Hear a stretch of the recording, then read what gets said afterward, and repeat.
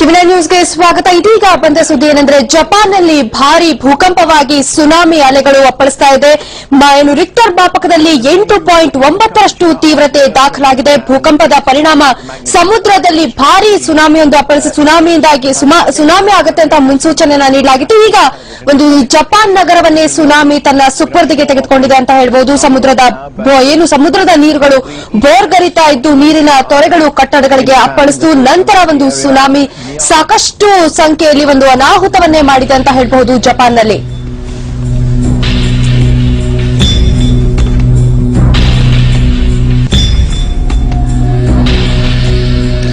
ಜಪಾನ್ನ ಉತ್ತರ ಭಾಗದಲ್ಲಿ ಸುನಾಮಿ ಸಂಭವಿಸಿರುವಂತದ್ದು ತಾವು ನೋಡ್ತಾ ಇರಬಹುದು ಚಿತ್ರಗಳಲ್ಲಿ. ಯಾವ ರೀತಿ ಸುನಾಮಿ ಜಪಾನವನ್ನ ತನ್ನ ಸುಪರ್ದಿಗೆ ತೆಗೆದುಕೊಳ್ತಾ ಇದೆ ಅಂತ ಹೇಳಿ ನಿಧಾನಕ್ಕೆ ಏನು ಫಸ್ಟ್ಗೆ ಆಗಿರುವಂತದ್ದು ಭೂಕಂಪ, ನಂತರ ಭೂಕಂಪದ 8.9ರಷ್ಟು ತೀವ್ರತೆಯನ್ನ ಹೊಂದಿತ್ತು.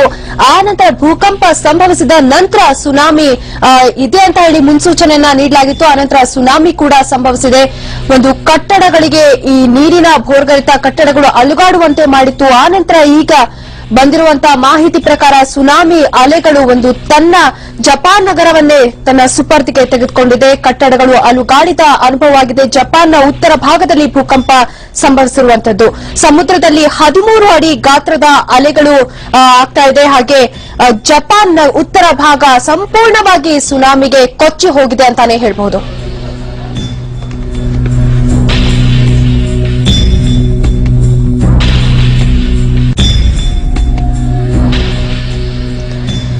ಈ ಸಂಬಂಧ ಇನ್ನಷ್ಟು ಹೆಚ್ಚಿನ ಮಾಹಿತಿಯನ್ನ ನೀಡ್ತಾರೆ ನಮ್ಮ ಪ್ರತಿನಿಧಿ ಶಿವಪ್ರಸಾದ್. ಜಪಾನ್ ನಗರ ಇವತ್ತು ಸಂಪೂರ್ಣ ಸುನಾಮಿಗೆ ಕೊಚ್ಚಿ ಹೋಗಿರುವಂತದ್ದು.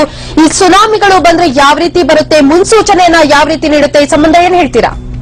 ವಿಷಯ ಏನಂದ್ರೆ ಈಗಾಗಲೇ ಜಪಾನ್ನಲ್ಲಿ ಸುಮಾರು 8.9ರಷ್ಟು ರಿಕ್ಟರ್ ಮಾಪನದಲ್ಲಿ ತೀವ್ರತೆ ಇರತಕ್ಕಂಥ ಭೂಕಂಪ ಅಪ್ಪಳಿಸಿತ್ತು. ಇದು ಇತ್ತೀಚಿನ ವರ್ಷಗಳಲ್ಲಿ, ಅದರಲ್ಲೂ ವಿಶೇಷವಾಗಿ ಕಳೆದ 50 ವರ್ಷಗಳಲ್ಲಿ ಅತ್ಯಂತ ದೊಡ್ಡ ಪ್ರಮಾಣದ ಒಂದು ಭೂಕಂಪ ಅಂತ ಹೇಳಿದ್ನ ತಜ್ಞರು ಅನಾಲಿಸಿಸ್ ಮಾಡ್ತಾ ಇದ್ದಾರೆ. ಆದ್ರೆ ಎಲ್ಲಕ್ಕಿಂತ ಹೆಚ್ಚು ಆತಂಕತೆ ಭೂಕಂಪ ಮಾಡಿದ ಅನಾಹುತಕ್ಕಿಂತ ಈ ಭೂಕಂಪ ಬಂದು ನಿಂತ ನಂತರ ಉಂಟಾಗಿರ್ತಕ್ಕಂಥ ಸುನಾಮಿಯಿಂದ ಹೆಚ್ಚಿನ ಒಂದು ಅನಾಹುತ ಆಗ್ತಾ ಇದೆ. ಈ ಜಪಾನ್ ನಲ್ಲಿ ಈ ಭೂಕಂಪ ಬಂದ ತಕ್ಷಣವೇ ಅಲ್ಲಿರ್ತಕ್ಕಂತಹ ಸಂಪೂರ್ಣವಾಗಿ ಏನು ಇಡೀ ಪಟ್ಟಣ ಇತ್ತು, ಟೋಕಿಯೋ ಪಟ್ಟಣ ಇರಬಹುದು ಮತ್ತು ಬೇರೆ ಬೇರೆ ಸ್ಥಳಗಳು ಎಲ್ಲವೂ ಕೂಡ ನೀರಿನಲ್ಲಿ ಕೊಚ್ಚಿ ಹೋಗ್ತಾ ಇದೆ. ಆ ದೃಶ್ಯಗಳನ್ನು ಕೂಡ ಈಗ ನಾವು ನೇರವಾಗಿ ನೋಡ್ತಾ ಇದ್ದೀವಿ. ಭೂಕಂಪ ಬಂದ ತಕ್ಷಣವೇ ಈಗ ತಜ್ಞರು ಹೇಳ್ತಾ ಇರೋ ಪ್ರಕಾರ ಕನಿಷ್ಠ 10 ರಿಂದ 20 ಅಡಿ ಎತ್ತರದ ದೈತ್ಯಾಕಾರದ ಅಲೆಗಳು ಬರಬಹುದು. ಇದರ ಜೊತೆಗೆ ಕೇವಲ ಜಪಾನ್ ಮಾತ್ರ ಅಲ್ಲ, ರಷ್ಯಾ ಸೇರಿದಂತೆ ಬೇರೆ ಬೇರೆ ಸ್ಥಳಗಳಿಗೂ ಕೂಡ ಇದರ ಒಂದು ಪರಿಣಾಮ ಬೀರಬಹುದು ಅಂತಕ್ಕಂಥ ಒಂದು ಮಾಹಿತಿ ಬರ್ತಾ ಇದೆ. ಈಗ ತಾವು ದೃಶ್ಯಗಳಲ್ಲಿ ನೋಡ್ತಾ ಇರಬಹುದು ವಿಷಯ ಯಾವ ರೀತಿ ನೀರು ಸಂಪೂರ್ಣವಾಗಿ ಇಡೀ ಸಿಟಿಯನ್ನ ಆವರಿಸ್ತಾ ಹೋಗ್ತಾ ಇದೆ. 2004ರಲ್ಲೂ ಕೂಡ ಇದೇ ರೀತಿಯಾದಂತಹ ಒಂದು ಭೂಕಂಪ ಬಂದಂತ ಸಂದರ್ಭದಲ್ಲಿ ಇಂಡೋನೇಷ್ಯಾದಲ್ಲಿ ಭೂಕಂಪ ಆದಾಗ ಇದೇ ರೀತಿ ಸುನಾಮಿ ಭಾರತದ ತೀರ ಪ್ರದೇಶವನ್ನು ಕೂಡ ಅಪ್ಪಳಿಸಿದ್ದಲ್ಲದೆ ಸಮುದ್ರದ ನೀರು ಸಾಕಷ್ಟು ಅಂದ್ರೆ ಕಿಲೋಮೀಟರ್ ಗಟ್ಟಲೆ ಭಾರತದ ಭೂಖಂಡದ ಒಳಗೂ ಕೂಡ ಬಂದಿತ್ತು. ಹೀಗಾಗಿ ಸಾಕಷ್ಟು ಅನಾಹುತ ಆಗಿತ್ತು. ಅದಾದ ನಂತರ ಈಗ ಮತ್ತೆ ಇಂಥದ್ದೇ ದೃಶ್ಯಗಳನ್ನ ಈಗ ಜಪಾನ್ ನಲ್ಲಿ ನೋಡ್ತಾ ಇದೀವಿ. ಕನಿಷ್ಠ 10-15 ಅಡಿ ಎತ್ತರದ ಮೀಟರ್ ಎತ್ತರದ ಒಂದು ಅಲೆಗಳು ಈಗ ಬರ್ತಾ ಇರತಕ್ಕಂಥ ಸಾಧ್ಯತೆಗಳು ಕೂಡ ಇದೆ. ಇನ್ನೂ ಕೂಡ ಇದರ ಇಂಪ್ಯಾಕ್ಟ್ ಕಂಡು ಬಂದಿಲ್ಲ. ಇದು ಕೇವಲ ಭೂಕಂಪ ಆದ ತಕ್ಷಣದ ದೃಶ್ಯಗಳಿದು. ಆದ್ರೆ ಇನ್ನು ಮುಂದಿನ ಕ್ಷಣಗಳಲ್ಲಿ ಸುನಾಮಿಯ ನಿಜವಾದ ಪರಿಣಾಮ ಗೊತ್ತಾಗುತ್ತೆ. ಯಾಕಂದ್ರೆ ಸುನಾಮಿ ಆದ ನಂತರ ಅದರ ವೇವ್ಸ್ ಏನಿರುತ್ತೆ ಅದು ಸಮುದ್ರದ ಒಳಗಡೆಯಿಂದ ತೀರದ ಪ್ರದೇಶಕ್ಕೆ ಹೋಗ್ಲಿಕ್ಕೆ ಹಲವಾರು ನಿಮಿಷಗಳನ್ನ, ಹಲವಾರು ಗಂಟೆಗಳನ್ನ ತೆಗೆದುಕೊಳ್ಳುತ್ತೆ. ಹಾಗಾಗಿ ಇದು ತಕ್ಷಣಕ್ಕೆ ಭೂಕಂಪ ಆದ ತಕ್ಷಣ ಅಲ್ಲಿನ ನದಿಗಳು, ಅಲ್ಲಿನ ತೀರ ಪ್ರದೇಶದ ಒಂದು ಸಮುದ್ರ ಏನಿತ್ತು ಅದು ಉಕ್ಕಿ ಹರಿದಂತದ್ದು. ಆದ್ರೆ ಇದರ ನಿಜವಾದ ಇಂಪ್ಯಾಕ್ಟ್ ಕಾಣಲಿಕ್ಕೆ ಇನ್ನೂ ಹಲವಾರು ನಿಮಿಷಗಳು ಬೇಕಾಗಬಹುದು. ಆಗ ಈ ಸಮುದ್ರದ ಅಲೆಗಳು ಎಷ್ಟರ ಮಟ್ಟಿಗೆ ಏರ್ತವೆ ಇದೆಲ್ಲದೂ ಕೂಡ ಡಿಪೆಂಡ್ ಆಗತ್ತೆ. ಯಾಕಂದ್ರೆ ಈ ರೀತಿ ಭೂಕಂಪ ಆದಂತ ಸಂದರ್ಭದಲ್ಲಿ ಏನಾಗತ್ತೆ ಅಂದ್ರೆ ಈ ಭೂಖಂಡಗಳ ಚಲನೆ ಅಂತೇಳಿ ನಾವೇನ್ ಹೇಳ್ತೀವಿ, ಭೂಫಲಕಗಳ ಚಲನೆ, ಅದನ್ನ ಆಧರಿಸಿ ಅಲ್ಲಿ ಈ ಭೂಖಂಡಗಳು ಒಂದಕ್ಕೊಂದು ಘರ್ಷಣೆ ಆಗ್ತವೆ. ಅಥವಾ ಭೂಕಂಪದಿಂದಾಗಿ ಭೂಮಿ ಕೆಲವಾರು ಮೀಟರ್ಗೆ, ಕೆಲವಾರು ಅಡಿ ಎತ್ತರಕ್ಕೆ ಅದು ಚಿಮ್ಮತ್ತೆ. ಆಗ ಅದರ ಮೇಲಿದ್ದಂತ ನೀರು ಕೂಡ ಸಂಪೂರ್ಣವಾಗಿ ಚಿಮ್ಮತ್ತೆ. ಆ ರೀತಿಯಾದಂತ ಪ್ರಕ್ರಿಯೆ ಆದಂತ ಸಂದರ್ಭದಲ್ಲಿ ಈ ಸಮುದ್ರದಲ್ಲಿ ಇರ್ತಕ್ಕಂಥ ನೀರು ಸತತವಾಗಿ ದಡಕ್ಕೆ ನುಗ್ಲಿಕ್ಕೆ ಆರಂಭ ಆಗುತ್ತೆ. ಮತ್ತೆ ಈ ಸುನಾಮಿಯ ಮತ್ತೊಂದು ವಿಶೇಷತೆ ಏನಂದ್ರೆ ಸಮುದ್ರದ ನಡುಭಾಗದಲ್ಲಿ ಇದರ ಇಂಪ್ಯಾಕ್ಟ್ ಯಾರಿಗೂ ಕೂಡ ಕಂಡು ಬರೋದಿಲ್ಲ. ಆದ್ರೆ ಈ ಸುನಾಮಿ ದಡಕ್ಕೆ ಬಂದ ಹಾಗೆ ಇದು ಅತ್ಯಂತ ಹೆಚ್ಚು ಶಕ್ತಿಶಾಲಿ ಆಗುತ್ತೆ. ದಡಕ್ಕೆ ಬಂದ ಹಾಗೆ ಇದರ ಎತ್ತರ ಇರ್ಬೋದು, ಇದರ ಇಂಪ್ಯಾಕ್ಟ್ ಇರ್ಬೋದು, ಇದರ ಫೋರ್ಸ್ ಇರ್ಬೋದು, ಎಲ್ಲದೂ ಕೂಡ ಜಾಸ್ತಿ ಆಗತ್ತೆ. ದಡಕ್ಕೆ ಬಂದು ಒಂದು ಬಾರಿ ಅಪ್ಪಳಿಸಿದ ನಂತರ ಏನೇನೋ ತನ್ನ ತೆಕ್ಕೆಗೆ ಸಿಗತ್ತೆ ಎಲ್ಲದನ್ನೂ ಕೂಡ ತೆಗೆದುಕೊಂಡು ಸೀದಾ ಸಮುದ್ರದೊಳಗೆ ಹೊರಟು ಹೋಗುತ್ತೆ. ಅಂತಹ ಒಂದು ಸಂದರ್ಭವನ್ನ ನಾವು ದೃಶ್ಯಗಳಲ್ಲಿ ದೃಶ್ಯದಲ್ಲಿ ನೋಡ್ತಾ ಇದ್ದ ವಿಷಯ. ಅವರಿಗೆ ಭಾರಿ ಪ್ರಮಾಣದ ಅಲೆಗಳು ನೇರವಾಗಿ ದಡಕ್ಕೆ ಅಪ್ಪಳಿಸ್ತಾ ಇದೆ. ಇಂತಹ ಸಂದರ್ಭದಲ್ಲಿ ಯಾವುದನ್ನು ಕೂಡ ರಕ್ಷಣೆ ಮಾಡ್ಲಿಕ್ಕೂ ಕೂಡ ಆಗೋದಿಲ್ಲ. ಹೀಗಾಗಿ ಈಗಾಗಲೇ ಜಪಾನ್, ರಷ್ಯಾ ಸೇರಿದಂತೆ ವಿವಿಧ ಭಾಗಗಳಲ್ಲಿ ಹೈ ಅಲರ್ಟ್ ಅನ್ನ ಘೋಷಣೆ ಮಾಡಿದ್ದಾರೆ. ಮುಂದಿನ ಕ್ಷಣಗಳಲ್ಲಿ ಸುನಾಮಿಯ ಅಲೆಗಳು ಬೇರೆ ಬೇರೆ ಭಾಗಗಳಿಗೂ ಕೂಡ ಅಂದ್ರೆ ವಿಶೇಷವಾಗಿ ತೈವಾನ್ನ ಭಾಗಗಳಿಗೆ, ಇಂಡೋನೇಷ್ಯಾ ಮತ್ತೆ ಬೇರೆ ಬೇರೆ ಕಡೆಗೂ ಫಿಲಿಪೈನ್ಸ್, ಈ ಎಲ್ಲಾ ಭಾಗಗಳಿಗೂ ಕೂಡ ಈಗ ವಾರ್ನಿಂಗ್ ಅನ್ನು ಕಳಿಸಿದ್ದಾರೆ. ಅಂದ್ರೆ ಈ ಸಮುದ್ರದಲ್ಲಿ ಇರ್ತಕ್ಕಂಥ ಹಡಗುಗಳಿಗೆ ತಕ್ಷಣದ ಒಂದು ವಾರ್ನಿಂಗ್ ಅನ್ನು ಕಳಿಸಿದ್ದಾರೆ. ಯಾಕಂದ್ರೆ ಈ ರೀತಿಯಾದಂತಹ ಅಲೆಗಳು ಒಂದಂತ ಸಂದರ್ಭದಲ್ಲಿ ಯಾರು ಕೂಡ ಏನು ಮಾಡ್ಲಿಕ್ಕೆ ಆಗೋದಿಲ್ಲ. ಹಡಗುಗಳು ಸಮುದ್ರದಲ್ಲಿದ್ರೆ ಅವುಗಳಿಗೂ ಕೂಡ ಅಪಾಯ ತಪ್ಪಿದ್ದಲ್ಲ. ಮತ್ತೆ ಯಾರು ಮೀನುಗಾರರು ಏನಾದ್ರೂ ಸಮುದ್ರದಲ್ಲಿದ್ರೆ ಅದು ಭಾರತದ ತೀರ ಪ್ರದೇಶ ಇರ್ಬೋದು, ಕರ್ನಾಟಕದ ತೀರ ಪ್ರದೇಶ ಇರ್ಬೋದು, ಯಾರು ಎಲ್ಲೇ ಇದ್ರು ಕೂಡ ತಕ್ಷಣಕ್ಕೆ ಅವರು ವಾಪಸ್ ದಡಕ್ಕೆ ಸೇರ್ಕೊಳ್ಳೋದು ತುಂಬಾ ಸುರಕ್ಷಿತ. ಕರ್ನಾಟಕದ ತೀರ ಪ್ರದೇಶಗಳಲ್ಲೂ ಕೂಡ ಮಂಗಳೂರಿನಿಂದ ಹಿಡಿದು ಕರಾವಳಿಯವರೆಗೆ ಸಾಕಷ್ಟು ಜನ ಮೀನುಗಾರರು ಈಗಾಗಲೇ ಸಮುದ್ರಕ್ಕೆ ಇಳಿದಿರ್ತಾರೆ. ಬೆಳಗ್ಗೆ ಹೋದವರು ಸಂಜೆ ಒಳಗೆ ಹಿಂದಿರುತ್ತಾರೆ. ಅವರು ಕೂಡ ತಕ್ಷಣಕ್ಕೆ ತೀರಕ್ಕೆ ಬರೋದು ತುಂಬಾ ಸುರಕ್ಷಿತ ವಿಧಾನ ಅಂತ ಹೇಳ್ಬೋದು. ಈಗಾಗಲೇ ಬಹುತೇಕ ಎಲ್ಲೆಲ್ಲಿ ಸಮುದ್ರದ ಭಾಗಗಳಿದೆ, ತೀರ ಪ್ರದೇಶ ಇದೆ, ಎಲ್ಲಾ ಕಡೆಗೂ ಕೂಡ ಈಗ ಹೈ ಅಲರ್ಟ್ ಅನ್ನ ಘೋಷಣೆ ಮಾಡಿದ್ದಾರೆ. ಉಷಾ, ನಾವು ಈಗ ನೋಡಬಹುದು ಶಿವಪ್ರಸಾದ್, ಭೂಕಂಪನೇ ಇಷ್ಟು ಒಂದು ತೀವ್ರತೆನ ಹೊಂದಿದೆ ಅಂದ್ರೆ ಇನ್ನು ಸುನಾಮಿ ಬಂದ್ರೆ ಇನ್ನು ಯಾವ ರೀತಿ ಜಪಾನ್ ನಗರ ಸಂಪೂರ್ಣವಾಗಿ ಕೊಚ್ಚಿ ಹೋಗ್ಬಹುದು ಅಂತ ಅನ್ಸುತ್ತೆ. ಈ ಒಂದು ಸುನಾಮಿ ಆಗುವಂತ ಈ ವಿಷಯವನ್ನ ಈಗ ಜಪಾನ್ ದೇಶದಲ್ಲಿ ಹೈ ಅಲರ್ಟ್ ಅನ್ನು ಸಹ ಘೋಷಿಸಲಾಗಿದೆಯಾ, ಹೇಗೆ ಈಗ? ಜಪಾನ್ ರಾಜಧಾನಿ ಟೋಕಿಯೋದಲ್ಲಿ ಭಾರೀ ಪ್ರಮಾಣದ ಭೂಕಂಪವಾಗಿದೆ.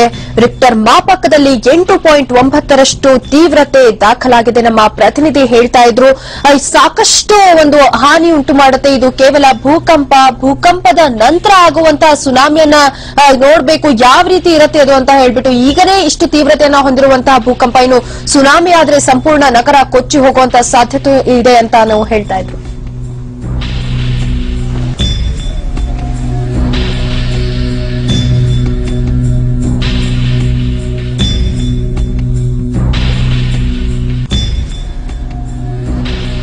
ಜಪಾನ್ ರಾಜಧಾನಿ ಟೋಕಿಯೋದಲ್ಲಿ ಭಾರೀ ಪ್ರಮಾಣದ ಭೂಕಂಪವಾಗಿದೆ. ರಿಕ್ಟರ್ ಮಾಪಕದಲ್ಲಿ 8.9ರಷ್ಟು ತೀವ್ರತೆ ದಾಖಲಾಗಿದೆ. ಇನ್ನು ಭೂಕಂಪದ ಪರಿಣಾಮವಾಗಿ ಸಮುದ್ರದ ಅಲೆಗಳು ತೀರಕ್ಕೆ ಅಪ್ಪಳಿಸ್ತಾ ಇದ್ದು ಕಟ್ಟಡಗಳಿಗೂ ಸಹ ಅಪ್ಪಳಿಸಿ ಕಟ್ಟಡಗಳು ಅಲುಗಾಡ್ತಾ ಇರುವಂತದ್ದು. ಹಾಗೆ ಜಪಾನ್ನ ಉತ್ತರ ಭಾಗದಲ್ಲಿ ಈ ಒಂದು ಭೂಕಂಪ ಸಂಭವಿಸಿದೆ. ಸಮುದ್ರದ ಸಮುದ್ರ ಸಂಪೂರ್ಣವಾಗಿ ಭೋರ್ಗರಿತಾ ಇದೆ. ಸಂಪೂರ್ಣ ಜಪಾನ್ ದೇಶವನ್ನೇ ತನ್ನ ಸುಪರ್ದಿಗೆ ತೆಗೆದುಕೊಂಡಿದೆ ಅಂತಾನೆ ಹೇಳ್ಬೋದು. ಇದು ಕೇವಲ ಭೂಕಂಪದ ಮುನ್ಸೂಚನೆಯಾಗಿ ಈಗ ಸುನಾಮಿ ಸಹ ಸಂಭವಿಸಬಹುದು ಅಂತ ಜಪಾನ್ ದೇಶ ಈಗಾಗಲೇ ಇನ್ನು ಹೈ ಅಲರ್ಟ್ ಅನ್ನು ಸಹ ಘೋಷಿಸಲಾಗಿದೆ. ಜಪಾನ್ ಅಲ್ಲಿ ಸಂಪೂರ್ಣವಾಗಿ ಹೈ ಅಲರ್ಟ್ ಘೋಷಿಸಲಾಗಿದೆ. ಸಮುದ್ರ ತೀರಗಳಲ್ಲಿರುವಂತದ್ದು ಹಾಗೇನೆ ಸಮುದ್ರ ತೀರಕ್ಕೆ ಇರುವಂತಹ ಜನರಿಗೆ ಈಗಾಗಲೇ ಸ್ಥಳಾಂತರ ಮಾಡೋಕ್ಕೂ ಸಹ ಜಪಾನ್ ದೇಶ ಈಗಾಗಲೇ ಹೇಳಿದೆ. ಇನ್ನು ಏನು ತಾವು ನೋಡ್ತಾ ಇರಬಹುದು ವಿಜುವಲ್ಸ್ ಗಳಲ್ಲಿ ಯಾವ ರೀತಿ ಒಂದು ಸಮುದ್ರದ ಅಲೆಗಳು ಜಪಾನ್ ದೇಶವನ್ನ ಸಂಪೂರ್ಣವಾಗಿ ಕೊಚ್ಚಿ ಹೋಗೋ ತರ ಮಾಡ್ತಾ ಇದೆ ಅಂತ. ಇದು ಕೇವಲ ಭೂಕಂಪದ ಮುಂದೆ ಆಗುವಂತಹ ಅನಾಹುತವನ್ನ ನಾವು ನಿರೀಕ್ಷಿಸಬೇಕು, ನೋಡಬೇಕು ಯಾವ ರೀತಿ ಸುನಾಮಿ ಇನ್ನು ಅಪ್ಪಳಿಸುತ್ತೆ ಅಂತ. ಈಗಾಗಲೇ ಸುನಾಮಿ ಮುನ್ನೆಚ್ಚರಿಕೆಗಳನ್ನ ನೀಡಲಾಗಿದೆ.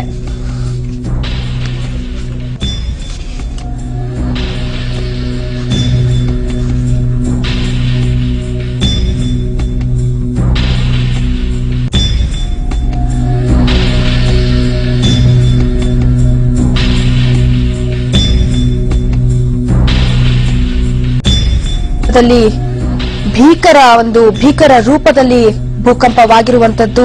250 ಕಿಲೋಮೀಟರ್ ದೂರದ ಕರಾವಳಿಯಲ್ಲಿ ಒಂದು ಭೂಕಂಪದ ಅಲೆಗಳು ಸೃಷ್ಟಿಯಾಗಿರುವಂತದ್ದು. ಜಪಾನ್ ದೇಶದಲ್ಲಿ ಪ್ರಬಲ ಭೂಕಂಪವಾಗಿದೆ. ರಿಕ್ಟರ್ ಮಾಪಕದಲ್ಲಿ 8.8ರಷ್ಟು ತೀವ್ರತೆ ದಾಖಲಾಗಿದೆ. ಸುನಾಮಿಯಲ್ಲಿ ಕೊಚ್ಚಿ ಹೋಗೋ ಸಾಧ್ಯತೆಯೂ ಇದೆ ಈ ಜಪಾನ್ ಅಂತ ಹೇಳಲಾಗ್ತದೆ. ಕಳೆದ 15 ವರ್ಷಗಳಲ್ಲಿನ ಅತ್ಯಂತ ದೊಡ್ಡದಾದ ಒಂದು ಅರ್ಥಕ್ವೇಕ್ ಅಂತ ಹೇಳಬಹುದು. ಜಪಾನ್ ದೇಶದ ಎಲ್ಲಾ ಏರ್ಪೋರ್ಟ್ಗಳಿಗೂ ಈಗಾಗಲೇ ಹೈಲೈಟ್ ಅನ್ನು ಘೋಷಿಸಲಾಗಿದೆ. ಹಾಗೆ ಹವಾಮಾನ ಇಲಾಖೆಯಿಂದ ಸುನಾಮಿ ಮುನ್ನೆಚ್ಚರಿಕೆಯನ್ನು ಸಹ ನೀಡಲಾಗಿದೆ. ಉತ್ತರ ಈಶಾನ್ಯ ಕರಾವಳಿಯಲ್ಲಿ ಒಂದು ಸುನಾಮಿ ಭೀತಿ ಎದುರಾಗಿದ್ದು ಈಗ ಜಪಾನ್ ನಗರಕ್ಕೆ ಒಂದು ಹೈ ಅಲರ್ಟ್ ಅನ್ನು ಘೋಷಿಸಲಾಗಿದೆ. ಇದು ಒಂದು ಟೋಕಿಯೋದಿಂದ 250 ಕಿಲೋಮೀಟರ್ ದೂರದ ಕರಾವಳಿಯಲ್ಲಿ ಈ ಕರಾವಳಿ ತೀರಕ್ಕೆ ಅಪ್ಪಳಿಸ್ತಾ ಇರುವಂತಹ ಭಾರೀ ಗಾತ್ರದ ಅಲೆಗಳನ್ನ ತಾವು ನೋಡ್ತಿರಬಹುದು. 25 ಅಡಿಗಳಿಗೂ ಎತ್ತರ ಅಲೆಗಳಿಂದ ಹಾವಳಿ ಉಂಟಾಗ್ತಾ ಇದೆ.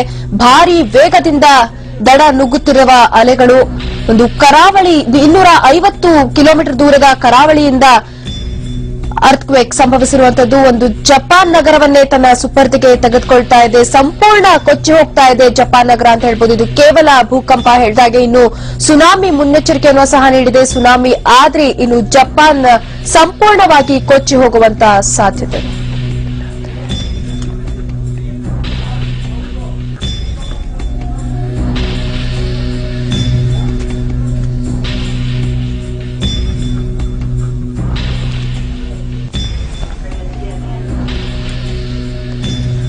ಜಪಾನ್ನ ರಾಜಧಾನಿ ಟೋಕಿಯೋದಲ್ಲಿ ಭಾರಿ ಪ್ರಮಾಣದ ಸುನಾಮಿ ಅಪ್ಪಳಿಸಿದೆ. ಸುನಾಮಿ ತಾವು ನೋಡ್ತಾ ಇರಬಹುದು. ಮೊದಲಿಗೆ ಭೂಕಂಪ ಆಯಿತು, ಆ ನಂತರ ಸುನಾಮಿ ಸಂಪೂರ್ಣ ಜಪಾನ್ ನಗರವನ್ನ ತನ್ನ ಸುಪರ್ದಿಗೆ ತೆಗೆದುಕೊಂಡಿರುವಂತದ್ದು. ಈಗಾಗಲೇ ಜಪಾನ್ ದೇಶ ಸಂಪೂರ್ಣವಾಗಿ ಕೊಚ್ಚಿ ಹೋಗಿದೆ.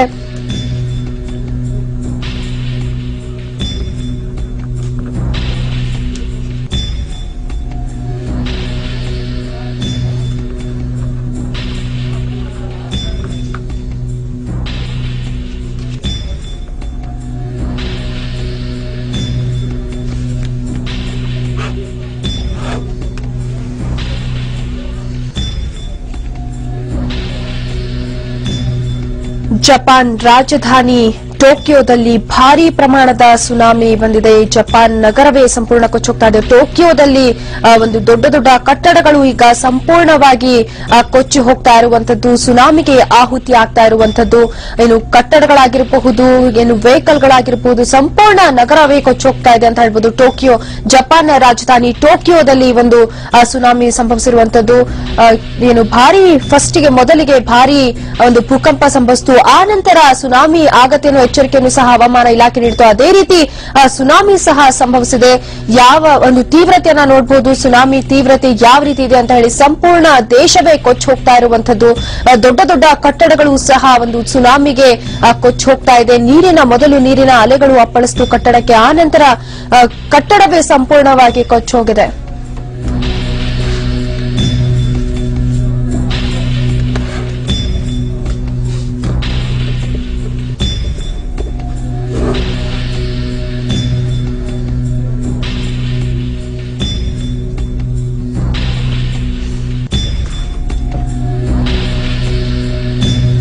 ಜಪಾನ್ ನಗರ ಟೋಕಿಯೋ ಸಂಪೂರ್ಣವಾಗಿ ನೀರಿನಲ್ಲಿ ಕೊಚ್ಚೋಗಿದೆ ಅಂತ ಹೇಳ್ಬೋದು. ಸುನಾಮಿಗೆ ಆಹುತಿಯಾಗಿದೆ ಅಂತ ಹೇಳ್ಬೋದು. ತಾವು ನೋಡ್ತಾ ಇರಬಹುದು, ಒಂದು ದೊಡ್ಡ ಕಟ್ಟಡ ಯಾವ ರೀತಿ ಸುನಾಮಿಗೆ ಕೊಚ್ಚಿ ಹೋಗ್ತಾ ಇದೆ ಅಂತ ಹೇಳಿ. ಒಂದು ದೊಡ್ಡ ಕಟ್ಟಡ ಇದು, ಟೋಕಿಯೋದಲ್ಲಿ ದೊಡ್ಡ ಕಟ್ಟಡನೇ ಅಂತಾನೆ ಹೇಳ್ಬೋದು. ಇದು ಒಂದು ಈಗ ಸಂಪೂರ್ಣವಾಗಿ ನೀರಿನಿಂದ ಆವೃತವಾಗಿರುವಂತದ್ದು. ಇನ್ನು ಒಳಗಡೆ ಎಷ್ಟೋ ಜನರು ಕೆಲಸಕ್ಕೆಂದು ಹೋಗಿರ್ತಾರೆ, ಅವರ ಗತಿ ಏನಾಗಿದೆಯೋ ಏನೋ ಒಂದು ಅರ್ಥ ಆಗೋದಿಲ್ಲ. ಯಾಕಂದ್ರೆ ಸುನಾಮಿ ಯಾವ ರೀತಿ ಸಂಭವಿಸಿದೆ ಅಂತ ತಾವು ನೋಡ್ತಾ ಇರಬಹುದು. ಕಳೆದ 13 ವರ್ಷಗಳಲ್ಲಿ ಜಪಾನ್ನಲ್ಲಿ ಸಂಭವಿಸಿರುವಂತಹ ಸುನಾಮಿ ಇದು. ನಾವು ನೋಡ್ತಾ ಇರಬಹುದು, ಸಂಪೂರ್ಣವಾಗಿ ನೀರಿನಿಂದ ಆವೃತವಾಗಿದೆ ಟೋಕಿಯೋ ನಗರ.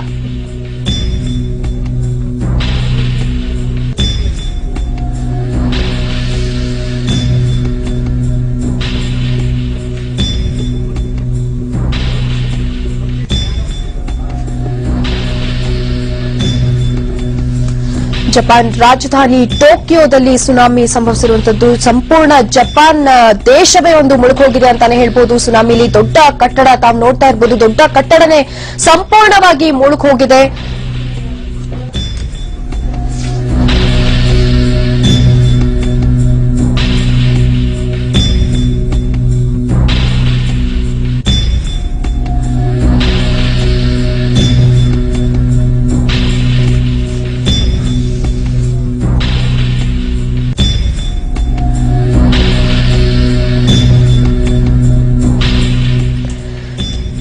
ಜಪಾನ್ ರಾಜಧಾನಿ ಟೋಕಿಯೋದಲ್ಲಿ ಭಾರಿ ಪ್ರಮಾಣದ ಭೂಕಂಪವಾಯಿತು, ಆ ನಂತರ ಸುನಾಮಿ ತನ್ನ ಸುಪರ್ದಿಗೆ ತೆಗೆದುಕೊಂಡಿದೆ ಅಂತ ಹೇಳ್ಬೋದು. ಸುನಾಮಿಯಿಂದಾಗಿ ಟೋಕಿಯೋ ನಗರ ಸಂಪೂರ್ಣವಾಗಿ ಕೊಚ್ಚೋಗಿದೆ. ಜಪಾನ್ನ ರಾಜಧಾನಿ ಟೋಕಿಯೋ ಸಂಪೂರ್ಣವಾಗಿ ಕೊಚ್ಚಿ ಹೋಗ್ತಾ ಇದೆ.